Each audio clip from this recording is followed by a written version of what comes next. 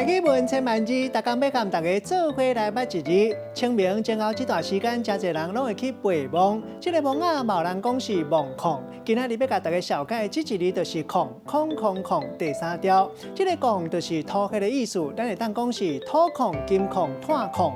另外有个字典特别写讲，这个控就是梦的意思，像咱讲控窟，也就是梦穴。啊，若开控有乌土的意思，嘛有特别讲是乌梦穴的意思。带大家做伙来小解两个词。头一个读做控窟，这个意思就是梦穴。第二个呢是一句俗谚语，咱定定听人讲小狗精梦控。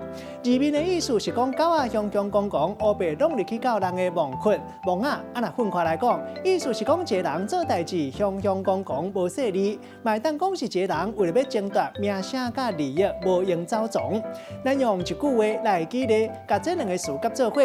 譬如讲背梦，若是经过人的控窟，都爱特别细腻，唔通亲像小狗精梦控，乌白打过人的梦句，安尼就足失礼。今仔日小解这一字读做控，提供予大家参考。